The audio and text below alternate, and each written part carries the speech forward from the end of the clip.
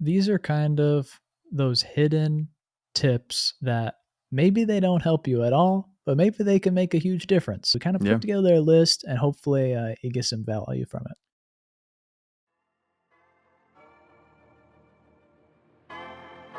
Oh no, there's another squad attacking.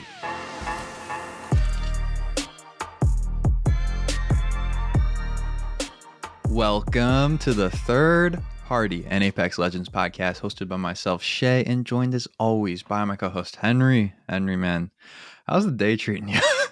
It's going pretty well, honestly. I'm happy to be here finally. It's been a little hectic at home. Severe weather, I guess, Yep. is causing some power and Wi-Fi and water And problems, water. but Yeah. we're here. We're here, and hopefully we get through this recording with no cuts or anything. We'll see, though. If the Wi-Fi drops, so do we. But we got a fun episode, though. In the meantime, today we are diving deep into some things you just may not know about Apex Legends, including some key details about Legends abilities. Really fun stuff, and I'm excited to dive into it. Before we do that, though, make sure that you leave a 5-star review. If you leave a question in the form of a 5-star review, we guarantee it'll be answered on Apple Pods, and a 5-star review very much helps the show. We would appreciate it over on Apple Podcasts. Thank you so much. If you enjoy the Third Party Podcast and want more, please consider joining our Patreon community. We play with our patrons, have an entire library of bonus episodes for you to enjoy, and each month do a discussion podcast with every single patron. It'd be great to have you there. Patreon community is awesome, that's for sure. Before we dive into the main topic of the day, though, we got some news to cover. First piece of news. An update shipped for Apex Legends on November 5th that we're going to be talking about now. So here's the little patch notes. We got the triple take headshot multiplier reduced to 1.75. The EVA 8 per pellet damage reduced to 6. The G7 Scout ammo reserves in the care pack was increased to 140, and the headshot multiplier was increased to 2. They fixed some bugs with the double tap hop up and some map issues as well, and they re-enabled an Easter egg in the firing range that we will be actually discussing later in the show today. Anything in that patch stand out? I know the EVA 8 has kind of been the hot topic so far in the community of those. Yeah, for sure. I think the changes to the EVA is not incredibly drastic. It's still the top dog, honestly, in terms of like time to kill, accuracy, things like that. Although going down from 7 to 6 and per pellet damage is pretty significant, this doesn't actually affect the shots it takes to knock somebody with purple armor. So Mm-hmm. holistically, it shouldn't feel a whole lot different. The change to the triple take, though, going from a 2 times multiplier on headshots down to a 1.75, that is another kind of marginal decrease. You're still going Mm-hmm. to be hitting big headshots. Like, it's still a very powerful weapon, but I think all of these changes are definitely positive to the quality of life. I think it's going to smooth out some edges for the game. And, if the G7 can get a little bit of ammo, I guess that makes it better. How many times have you picked up the G7 since it's gone care packed? I know you're missing it a lot. I'll tell you, Shay, like the care packages and their increased like weapon Yeah. spawn, feeling Mm-hmm. it big time. I'm Totally. using Totally. so many alternators, so many G7s, Spitfires. It's great. Yeah, it's cool to see these little hot patches all the time. Just kind of shows that they're listening to the community per se, and that's definitely a nice thing to have as being someone that pays attention every single day. The EVA changes, though, the one that people are mentioning the most, if anything, it just slightly decreases some of that room for error. If you start missing pellets now, you might feel it sooner rather than later. But overall, like you said, not going to change the use case too much. Next piece of news, though, we got the Market and Apex collab officially dropping, available from November 9th to November 23rd. The collab is offering up fantastic skins for Wraith, Mirage, Bloodhound, and Lifeline. The bundles include stuff like emotes, dive animations, and there is also a Gibraltar bundle available, but that is actually not a direct collab. But we gotta say the DJ Gibby skin is an absolute must see, and I gotta say maybe slightly hot take, but I think this might be one of the best set of skins the game has seen yet. It's just beyond exciting to see a collab come in like this and think about what it could offer for the future in terms of more skins like this in the game. Yeah, it's pretty cool to have a designer brand come into Apex, do a collaboration where you can get in-game skins, but then also purchase the gear Yeah. in real life. I think that's pretty cool. And yeah, just like you said, it just opens up this opportunity. You know, when can we get Mhm. more sort of collaborations like this where we're able to get physical products and get more partnerships? Mhm. We think it's cool. Some people may see it as like a sellout kind of thing of like putting brands in the game as a Yeah, yeah, yeah. promotion. But honestly, when it looks like this, hard to complain. It's cool. Hard to complain, no doubt about it. I'm so close to buying the Mirage skin. Like, I'm going back and forth right now. I'm not sure if I'm gonna do it. Are you gonna pull the trigger on Gibraltar at all? I know you really liked that DJ skin when you saw it for the first time. It's pretty dang good. I don't pull out my wallet very often, No. but everything's going quite good at the work life. So maybe I'll splurge on a Maybe Gibby skin. splurge. Oh, I love it. Well, next piece of news though, EA held their Q2 2022. Jesus, that's a lot of twos. Earning call recently, and some interesting numbers from the Apex scene kind of emerged, and just kind of stuff to reiterate here. Apex Legends spending was the highest it has ever been in the last quarter and is closing in on generating $1 billion annually. That is a billion with a B. EA then further reaffirmed that Apex Legends will be a strong global franchise for at least the next 10 years. Just got to say, from this, the game ain't going anywhere. Once you start talking billions, the game's going to be sticking around, and it's providing EA a ton of revenue, and it's providing a lot of the fan base a ton of fun, no doubt. I think that the thing that to keep an eye on from the numbers standpoint and the health of the game as a franchise is Hmm. mobile.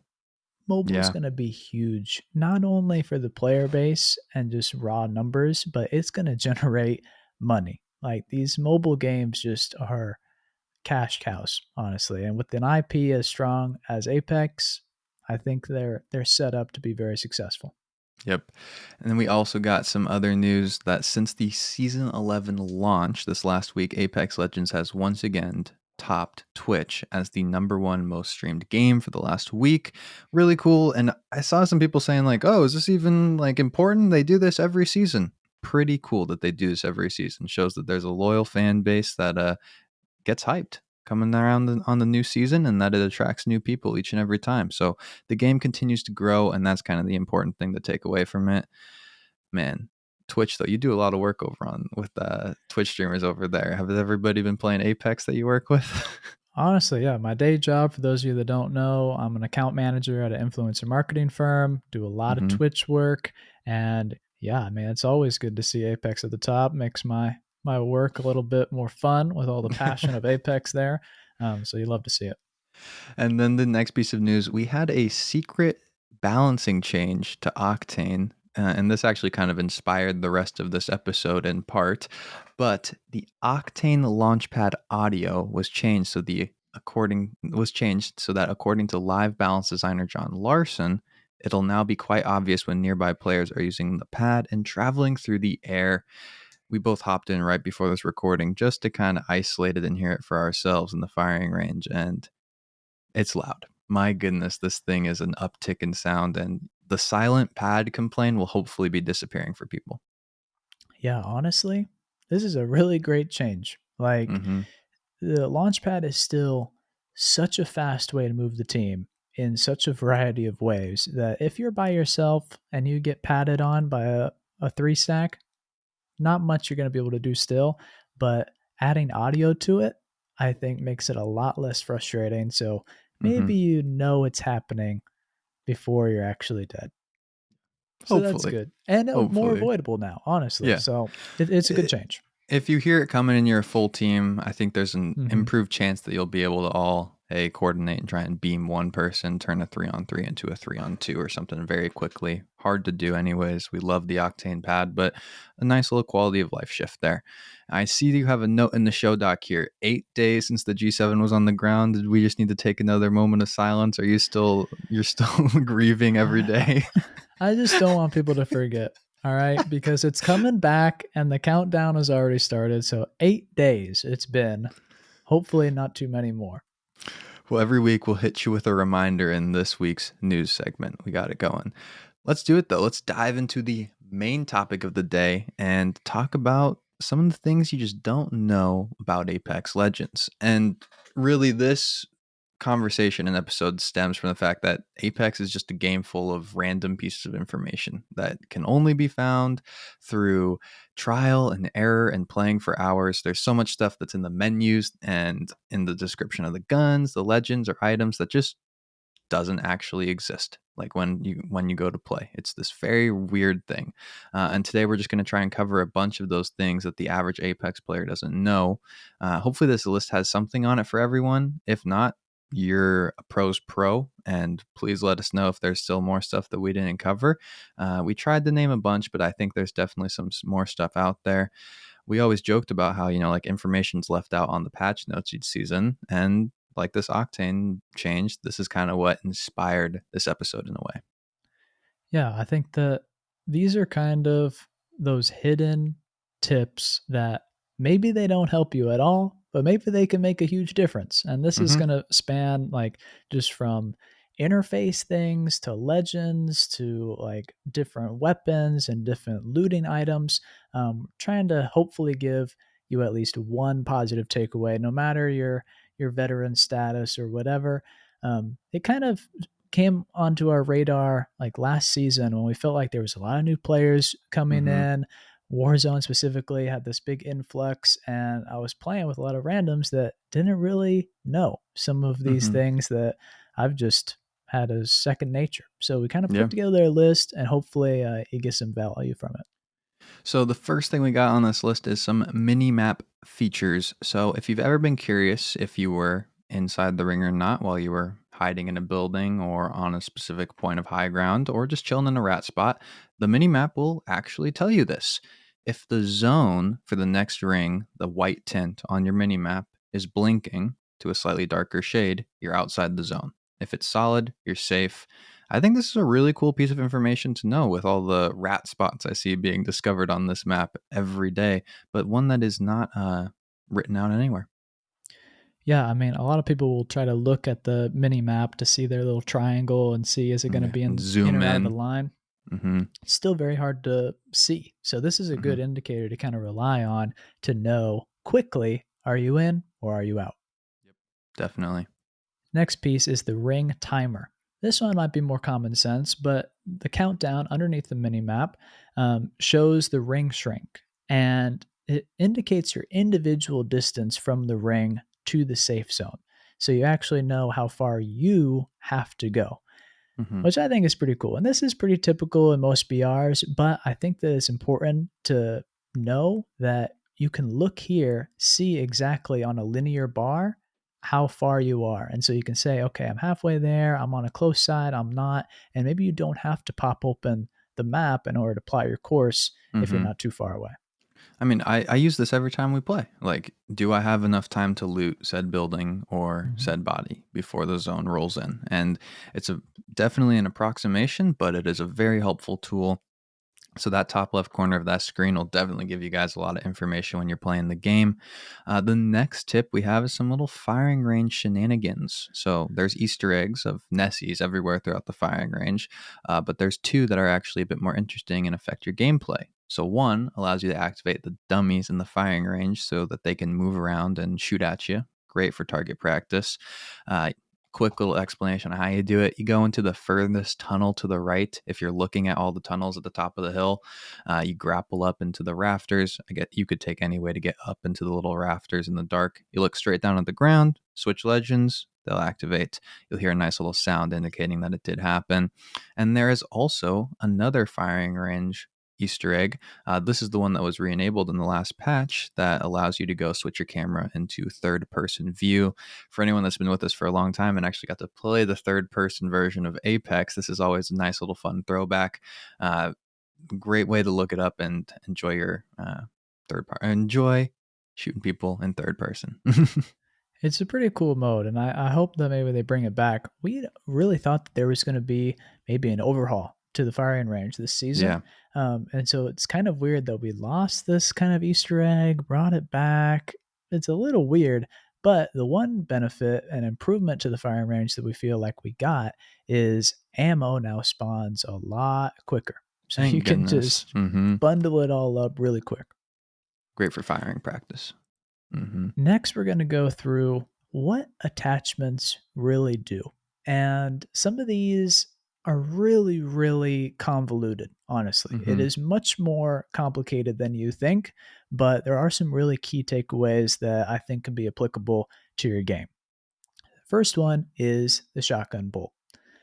This is honestly, even though shotguns are not my favorite weapon, this is probably one of my favorite attachments because it's the only attachment that actually increases the damage per second or the raw power of a Mhm. weapon. Really, really love it. I mean, there's the turbocharger and there's different hop ups, but actual like basic attachments, shotgun bolts, very cool. So essentially, what it does and how it achieves that increased rate of fire DPS is it increases the rate of fire on all shotguns, but it does so in different ways depending on the weapon, which is a really interesting thing, and it's one that is going to be repeated here. But so for the Mozambique and the EVA 8, they have the same advancement. If you have a common shotgun bolt, 15% faster rate of fire. And then you go to level 2, 25%, level 3, 35%. So the difference between having a purple shotgun bolt and a common or no shotgun bolt is quite significant. You know, you're Mhm. looking at over a 30% increase to your rate of fire. That's going to compound extremely when you're talking about your damage. So, honestly, we've talked about this in the past, but really, shotguns are to be used when you have the purple shotgun bolt. That's Mhm. pretty much how the looting priority works. You can use an R301 without the mag and kind of work your way up. But honestly, having a Mozambique, Eva 8, anything without a purple shotgun bolt is pretty risky. Mhm. It's really risky, especially when you get into those late games and other people do have shotgun bolts, because then that 35% increase is going to feel a lot worse when you're on the opposing end of it. Yeah, and the reason that I say is just so special with the shotgun bolt is it's really affecting the time to kill. It's not making the Mhm. weapon easier to use, it's actually making it faster, more powerful. So when you're on the wrong side of that equation, it hurts. But more things about the shotgun bolts is that it affects the Mastiff and the PK in different ways. So level 1 for the Eva and the Mozambique is a 15% increased fire rate. For the Mastiff, it's only 10% increase, and for the PK, it's only 7.5% increased. Go all the way up to a purple shotgun bolt. Mozam Eva is 35%, and then Mastiff drops down to only 20% increase, and the PK only 16%. Now, that's kind of a lot. Mhm. And it is a bit overwhelming to see, all right, so you put a purple shotgun bolt on a Mozambique and it increases the rate of fire by 35%. It does less than half of that to the Peacekeeper. Mhm. Hmm. That really makes you question, like, all right, should I be using this attachment on the Peacekeeper or is it a really inefficient way to use the attachment? Mhm. Good question. I'm glad you asked that. Um, Not necessarily. This is like a balancing tool. You know, the power of Mhm. the Peacekeeper is different from the power of the EVA 8. And so, how different attachments actually improve the weapon is different.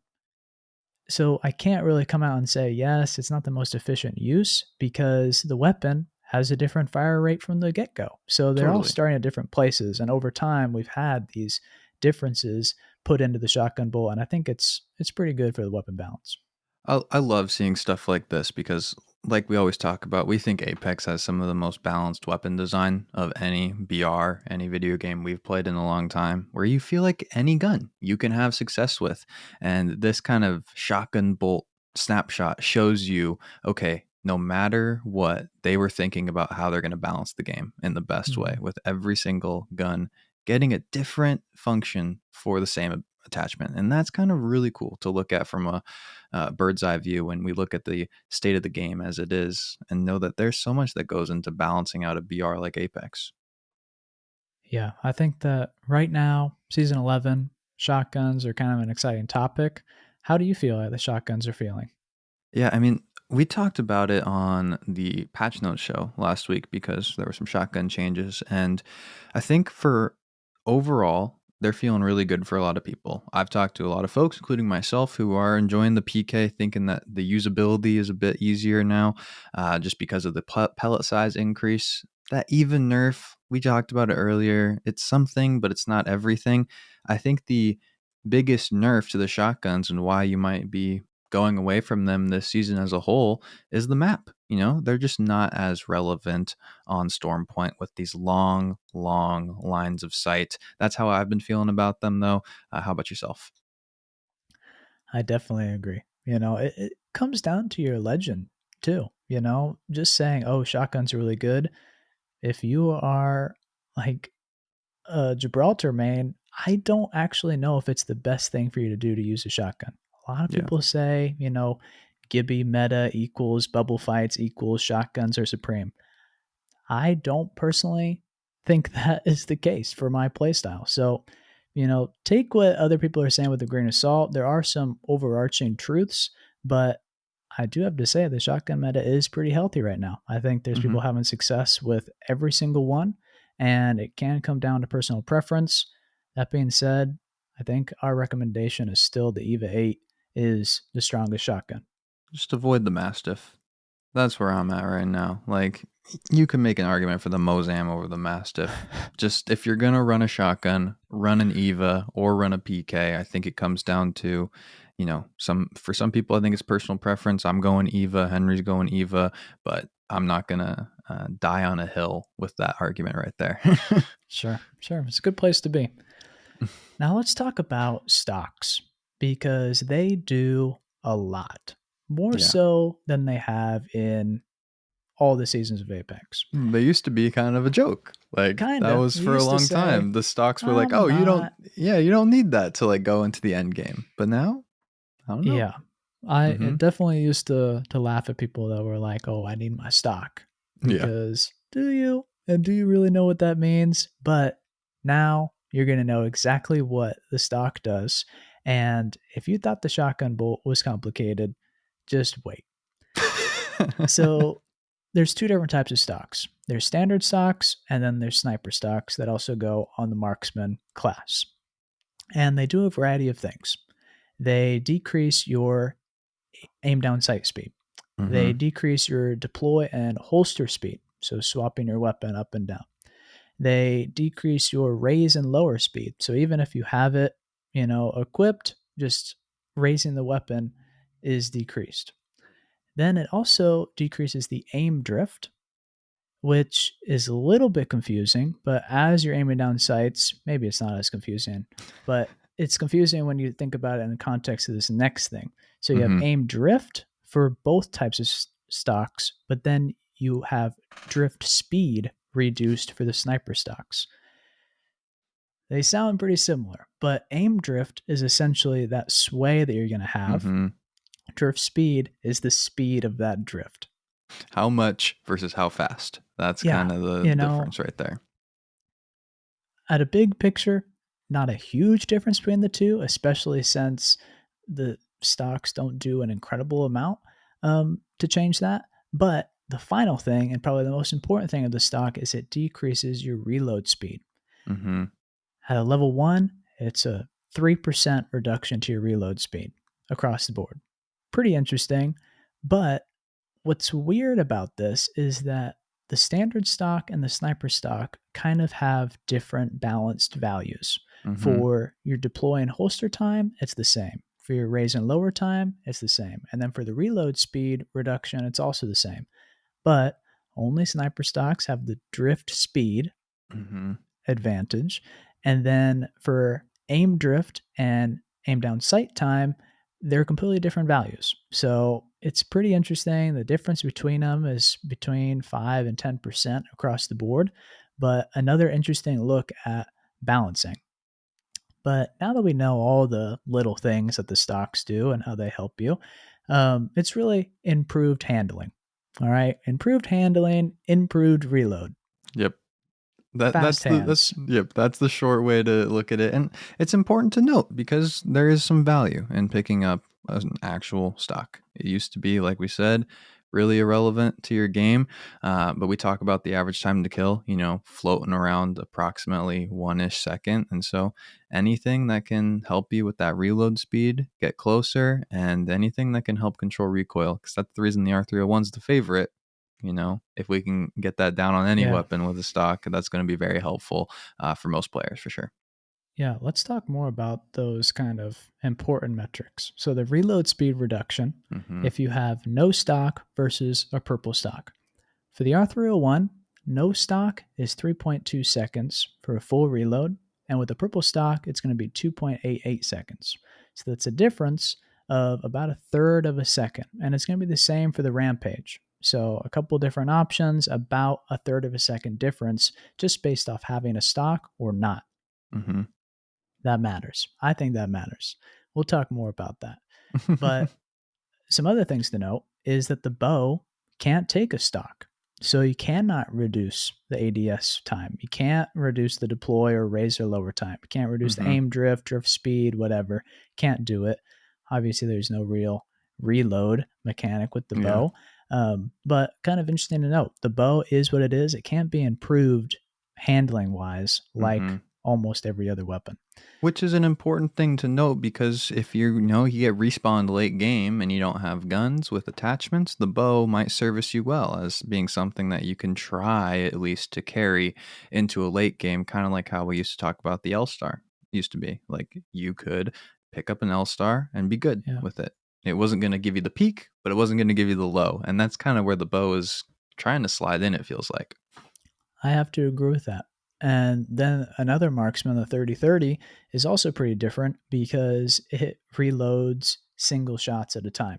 And Hmm. so its improvements from a stock based off of the reload speed is completely different as well. Level 1, it's 5% less reload time. Level 2, 12.5. Level 3, 20%. So different values there, a little less impactful just because it's one at a time.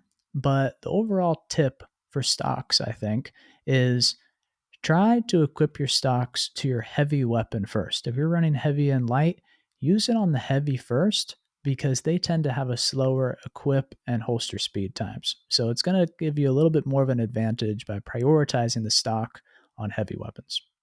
And that's what you got to know about stocks. That's all the details. Walk us through the barrel stabilizers, though, because this is something we talk about all the time when we do our Yeah. weapon comparisons. Like, oh, R31 versus flatline, pick your preference, but R31's got a barrel stabilizer. So, what does that actually mean, per se? Yeah, barrel stabilizers, they matter a lot. And so Mm-hmm. you can equip these to a Hemlock, R301, CAR, R99, Volt, all the LMGs, Longbow, and RE45. So it has a pretty impactful like space in the There's a game. These pool. are all Mm-hmm. powerful weapons if you look at them like that. But essentially, from level 1 all the way to level 3, essentially they reduce recoil. So Mm-hmm. at a purple barrel stabilizer, you're going to have 15% recoil. But then, more specifically, you're going to have 30% less pitch randomness and 20% less yaw randomness. Now, what are those weird words? Pitch and yaw. Essentially, pitch in Apex Legends is the initial bullet trajectory from the exit of the barrel. Honestly, it's the key recoil stat. When we look Mm-hmm. at these numbers and it says 15% less recoil, I'm a I believe that is a basic coefficient. It's kind of like across the board, across Mm-hmm. both pitch and yaw, it's going to be reduced an additional 15%. Pitch is really what you're going to feel the most, that initial recoil. Mm-hmm. Yaw, on the other hand, is more that ranged recoil. So the Mm-hmm. change in bullet spread over distance. So you're going to have a tighter spread across a distance with less yaw. Mm-hmm. But the other cool takeaway about barrel stabilizers is the change to the L Star this season. Now, it does not act like all the other weapons that take a barrel stabilizer. And honestly, it's pretty significant. So if we look at that purple barrel stabilizer again, 15% less recoil, 30% less pitch randomness, 20% less yaw randomness. The L Star, 10% less across the board for all the metrics. That's significant. And so the big Mhm. takeaway here is that yes, the L Star got a barrel stabilizer. To everyone's disbelief, I cannot believe it happened. But this season, it's a lot less impactful to have the barrel Mhm. stabilizer. You can take that information two ways. You can say L Star is less accurate overall this season. It's going to be hard Mhm. to use. That's going to be true. You can also say, well, I don't need to prioritize getting a barrel stabilizer for my L Star as Mhm. much as other weapons. So maybe you're not going to be using the L Star as much. But if you are, now you're equipped with the information to put your barrel on an R301 or an Mhm. R9 if you're carrying both the L Star and another option. Yeah, and that's what this is about. That's what this show is about, is hoping that we can give you some random piece of information essentially that you can't find anywhere else that'll hopefully help your game. Because the difference between using a hemlock with a purple barrel stabilizer versus using an L-Star with a purple barrel stabilizer is going to be quite drastic when it comes down to it. And the barrel stabilizer is probably one of our favorite attachments, so it is an important thing to note. Let's keep it rolling though. So we got some myths about the optics in the game. Unlike other shooters, the optics in Apex Legends don't change recoil, hip fire, accuracy, or anything. It's just purely visibility and the UI, which I think for a lot of people takes a lot of adjusting to, especially if you're coming from the COD scene of, okay, this is going to take up an attachment slot. Okay, this is going to decrease my ADS speed. This is going to do some kind of effect on my game. Not an Apex. You just get to chill, choose your optic, enjoy it, put your 3 times on whatever ever gun you want to. It's not going to make a difference. Yeah, and it really means that if you truly like the visibility of the iron sights, there is no penalty to do so. Yeah. So, Mm-hmm. you're not forced to use a one times HCOG or hollow sight. You can use the irons and not feel like you're at any, speed disadvantage. Sometimes it Mm-hmm. affects the ADS speed. Sometimes it affects that hip coil recoil just by Yeah. having a sight attached. So that's a good one. And I think an important myth that many people don't know. Next, we got the tactical reloads. So, what is a tactical reload? In case anybody doesn't know, hitting that reload button while you still have some bullets in your magazine versus going full empty and then reloading. And this actually does change the reload time of some weapons. Well, actually, of all the weapons, but the two we're going to be looking at today are the R301 and the Rampage. So, for the R301, for a full reload, you're looking at 2.88 seconds. For an R301 on a tactical reload, you're looking at 2.16 seconds. That's a 0.72 difference. Maybe that doesn't seem major, but like we talked about earlier, your average time to kill is approximately 1 second. 75% of a difference, in terms of having an advantage in a gunfight, that could make or break it. Rampage, 3 seconds for a full reload, 2.34 for a tactical. So that's a 0.66 difference. We're looking at an actual impact, is what we are trying to explain here. And it's an important thing to note. It's why it's in every single numbers breakdown that we do. What's the tactical reload of this gun when we compare them? Because when you're going head to head, hitting a tactical versus hitting a full could be the difference between you winning or losing a fight. It really is. I mean, we try to preach swapping weapons a lot and using Yeah. two weapons that you feel confident with up close because honestly, in Apex, those up close engagements are what counts. You can use your sniper, your marksman, or your LMG or your AR at distance and, have fun leveling up your Evo. But what really counts for your KD and winning games is those close range gunfights, tactical reloads, really, really make a difference if you're not using two weapons that you can swap to with confidence. Like Hmm. it's going to be big. A lot of people stick to reloading their primary weapon. Focusing on the tactical is what's going to allow you to do that better than your opponent. It's a big Especially on deal. a map like Stormpoint, where there's a Hmm. lot of emphasis on running snipers and marksmen that may not be as effective up close, unless we're talking about the triple take. Um, it's important Totally. to note for sure. Ammo types. This is the Hmm. next one. Um, it's been one that we've tried to talk about a lot since the very beginning. I know that it was something that we had not believed was correct at the very beginning of Apex, but it definitely is. Hmm. Different ammo types don't make a physical difference to the game and its physics engine. So Mm-hmm. heavy ammo does not have a slow effect, nor does it travel at a different speed. Mm-hmm. Now, energy weapons have different bullet drop, but this is a weapon by weapon difference and not just a general rule of light ammo acts differently than heavy or even sniper for like that reason. So Look the at the difference charge is rifle versus the triple take, you know, totally. like as a comparison between the two. They both have Mhm, that kind of hit scan effect that I think people look for, different types of ammo. exactly. Keep it rolling. Another fun one. Another fun Yeah. one that I like is weapons that can open the small doors in Apex. So Mhm. the Wingman, Longbow, L-Star, Sentinel, and 3030 can all open doors by Mhm. shooting right at the hinge. Mhm. 3030 can only do this in single fire mode. You can't be using it in shotgun mode and just start blasting through That'd be doors. great. But it's a pretty cool trait that you can use while kind of having those pick fights and harassing people in Mhm. buildings. In a perfect world, it'd be an awesome way to breach a door. But honestly, the kick does that in a great way. So it's more so just that knowledge of being able to harass people at range, I think, and Mhm. expose them when they're not really blocking the door like they should be. I mean, if you got the Sentinel on a big sniper scope, this is going to be more effective than trying to get a thermite there. But for Hmm. the most part, if you're in a short to medium range, that grenade is going to be a more effective technique for busting down a door. But the option is there, and that's nice to know. And don't think that we forgot about the rampage. So little known thing about the Rampage is that you can rev it up with a thermite. In Mhm. the UI, this is a very, very clear thing. You can even request thermites. I think that Mhm. they did a great job with the design. This is something that you must do. I really, really recommend carrying a Rampage, but if you do, make sure you're using a thermite because it increases your rate of fire and therefore your damage per second. And the Mhm. difference is extreme.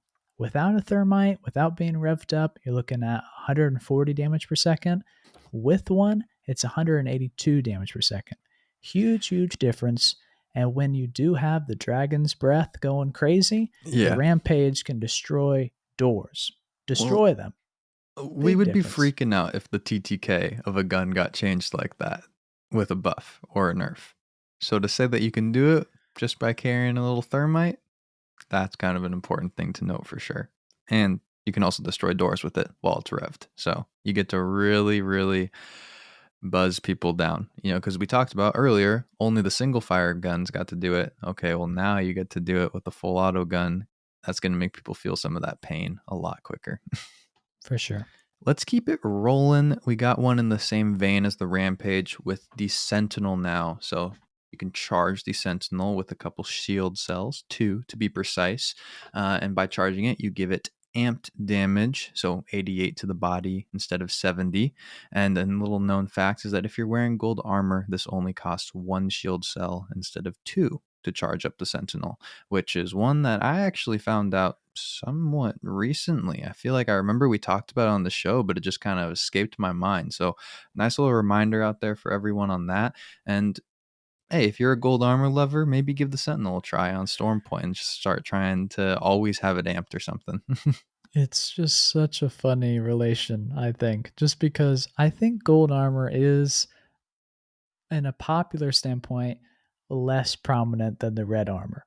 Mm-hmm. And I think the Sentinel is probably one of the less loved snipers. And so the fact that they're just kind of connected with this trait, I think Very is such randomly. a random Mm-hmm. balancing thing that it cracks me up. But yeah, I think that this one I think is important to point out because long ago when you charged up the Sentinel, it had a disruptor round effect. So that actually did more damage to shields. That's Mm-hmm. completely changed. It's just raw damage. It's called amps now.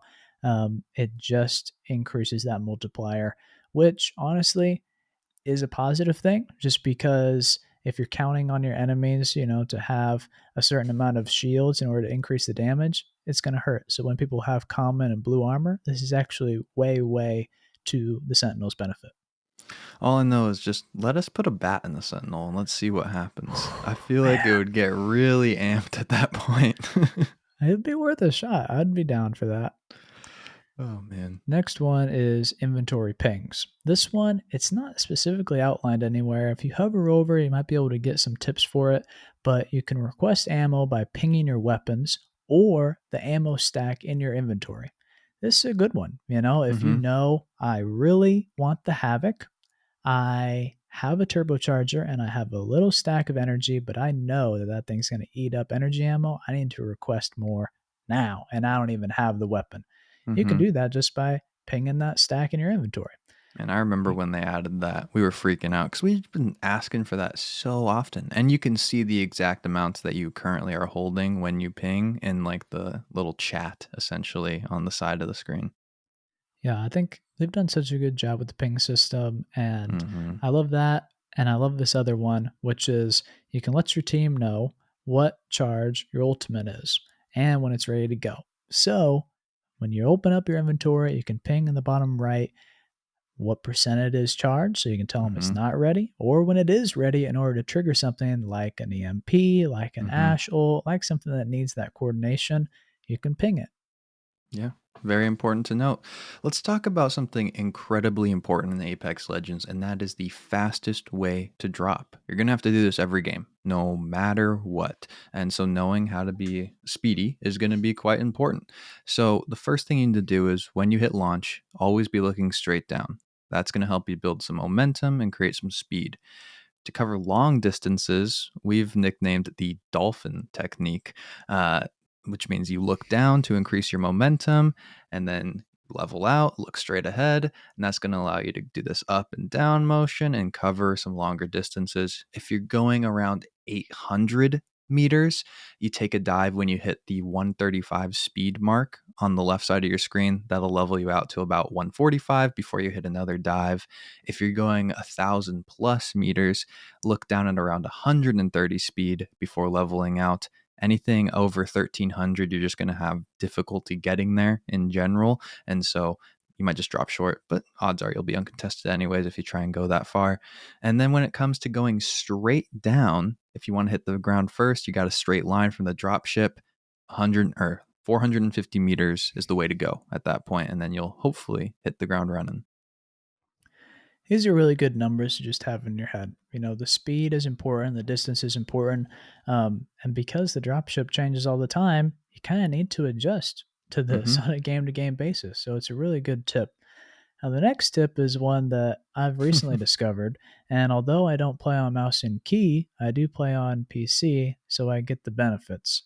And early on, I think it was season 2 or 3, Apex released an integration for the Razer Chroma, Mm-hmm. and that's pretty much the software behind all Razer keyboards, mice, things like that. It's really, really cool. If you're in the zone, there's a different color. If you're getting a healing item, the whole keyboard is blue with a green line going from left to right until you've completely healed yourself from the healable. There's a lot of cool integrations they have. I've really been enjoying it. It pairs up with your dive trail, like Mm-hmm. when you're knocked, when you get a knock, when you're shooting, when you're looting. It's pretty cool. I think if you're missing out on this, it's maybe worth getting a Razer keyboard. Nice little benefit if you already have a razor as well and you don't know. So definitely go check it out. Next little tip, you actually, unlike other games, and this is what keeps Apex's movement top tier, you run the same speed with any weapon. But the difference between, I guess if we want to call it weapon weight, which is an actual metric, but your LMGs, your marksmen versus the SMGs, your ADS movement speed changes. So when you're aiming down sights, that's when you're actually going to slow down. But hey, you can carry two LMGs and run just as fast as if you were carrying two pistols, which I think that makes complete sense. I guess it does. I guess it does. The last kind of general tip is a little bit more information about how the tridents work. Mm-hmm. Tridents are something that I think a lot of players are scared to use, because it is a little scary getting on a big target and running across the map. But a couple things is number one, save your boost. Do Mm-hmm. not get in the trident and boost instantly unless you're already taking fire. You go so fast already that there is really no rush. Save the boost for when you're fired upon, and then you're going to get out of there. But when you are fired upon, it's important to note how the damage works. If the enemy hits the trident itself, it will distribute 20% of that damage to each person on the trident. Now, I don't know if that sounds like a little or a lot, but to put it into some context, if somebody were to fire an entire mag of an R301, so it would do 14 damage per bullet, there's 28 bullets, all of that on a dummy or a target or a person would be Hmm. 392 damage. But if you're on a trident, each person would only receive 78 damage. That's not going That's to kill you. not that's Hmm. not very bad, you're not even cracking your shields, you're relatively safe. Yes, that's one person hitting every single shot. I've been in bad situations where you can get in trouble, but Hmm. honestly, saving that boost and knowing that you're actually safer than you think on a trident is pretty key.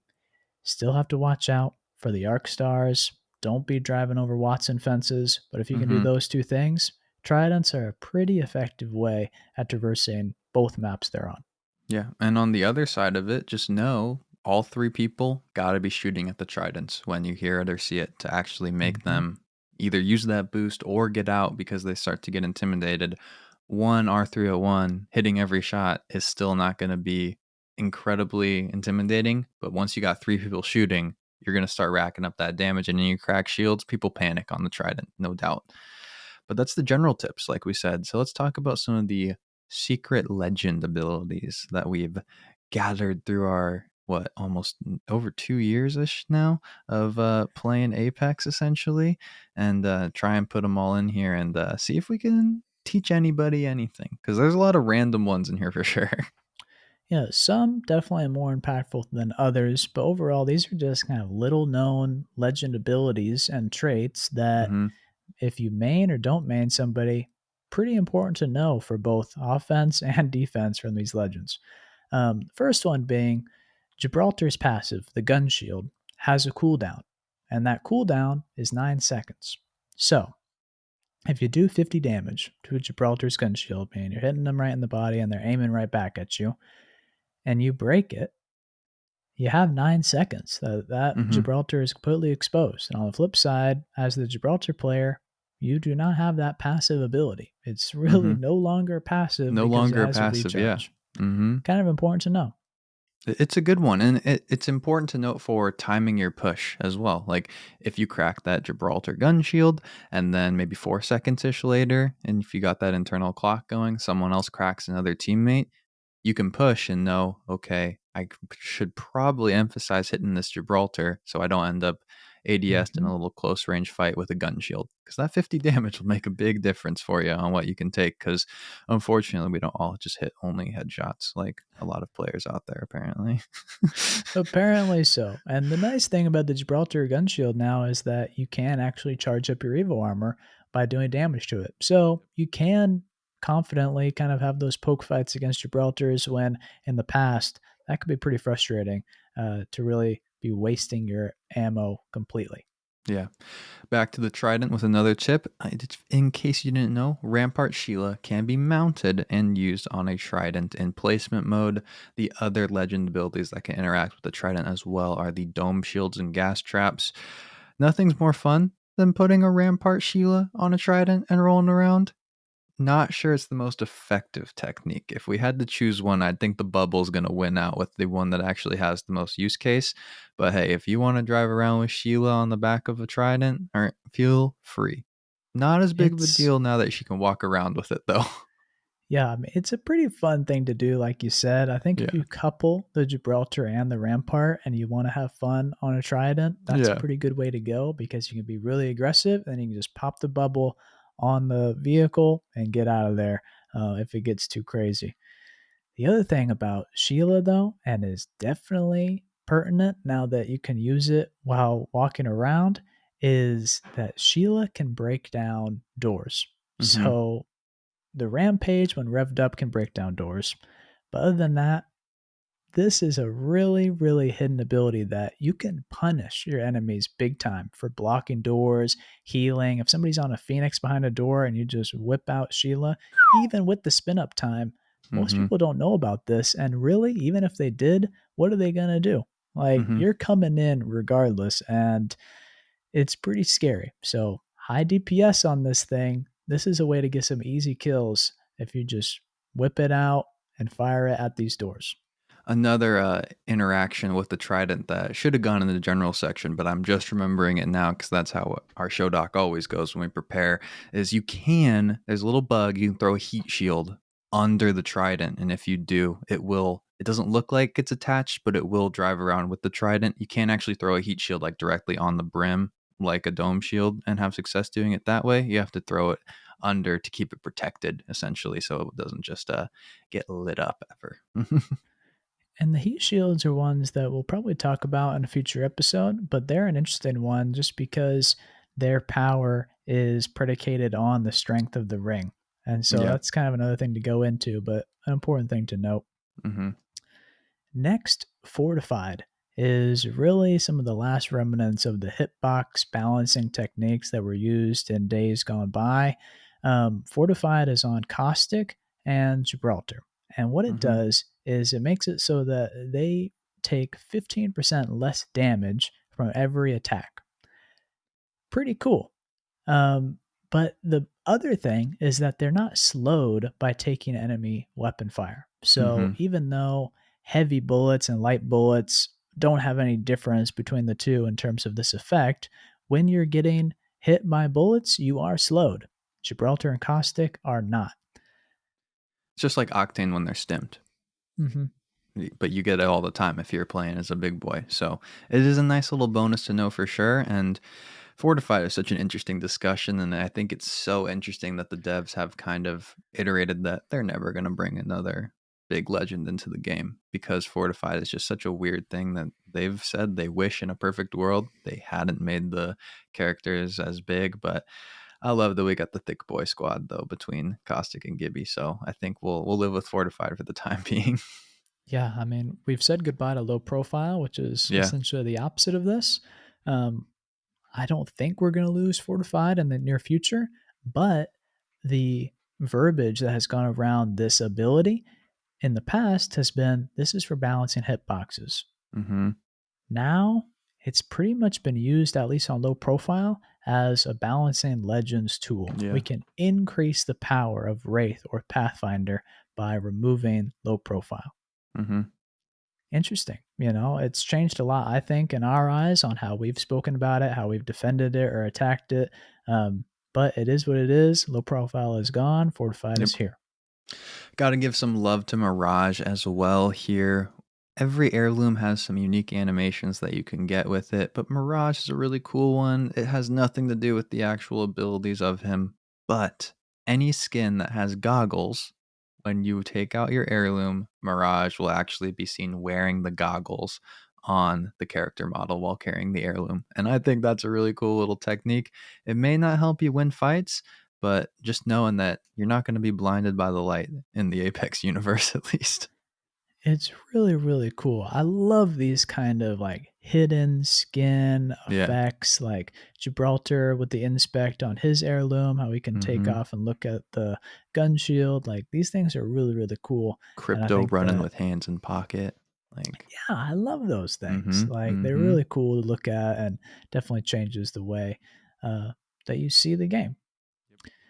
Next, a little bit of maybe a simple technique, but is I think one that's important to note.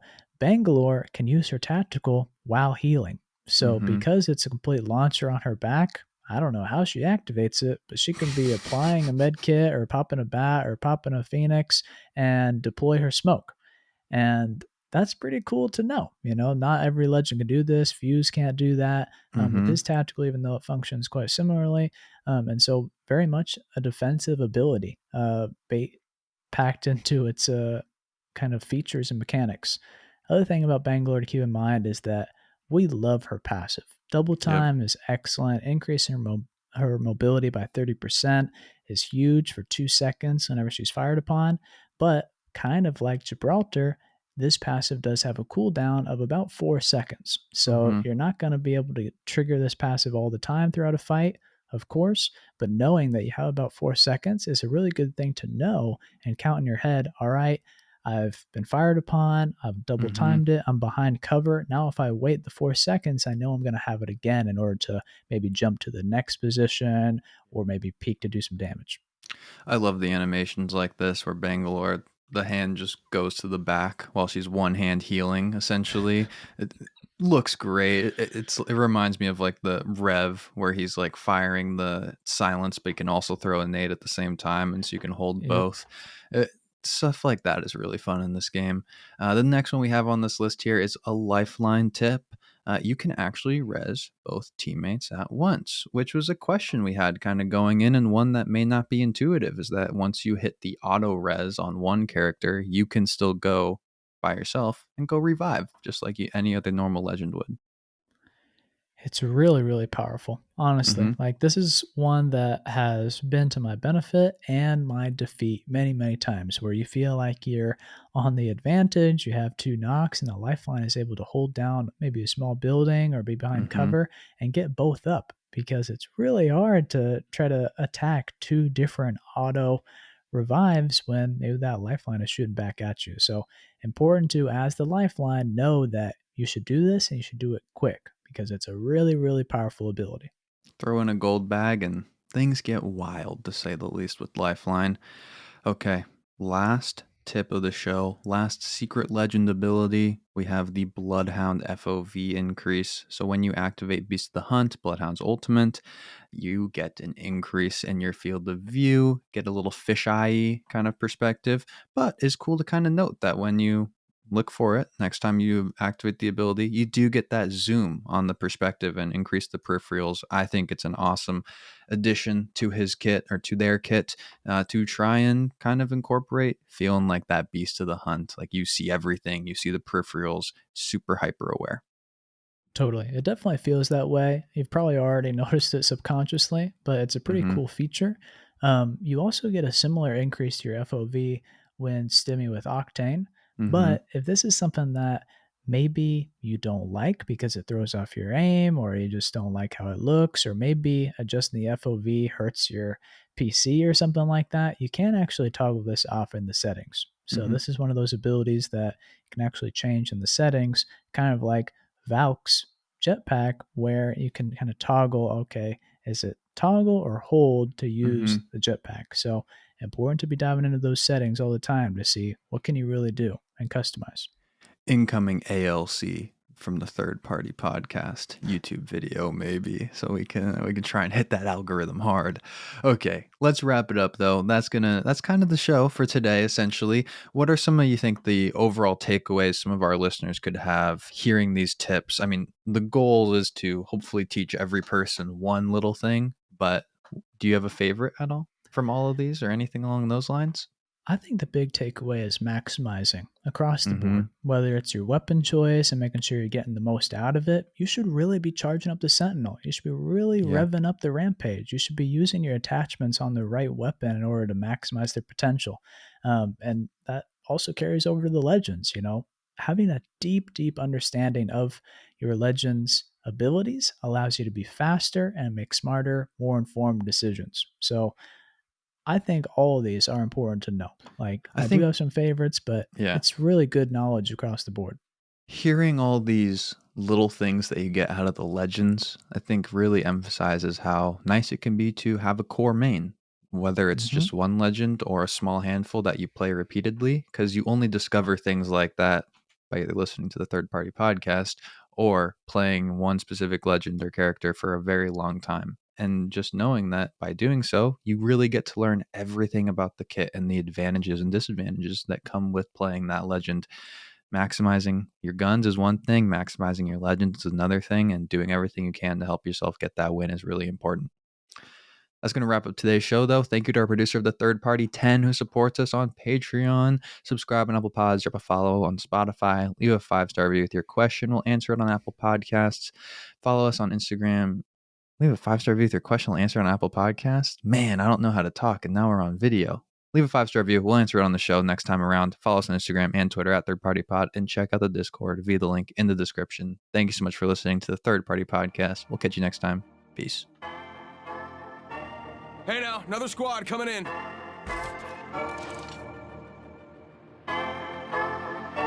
Whole squad down.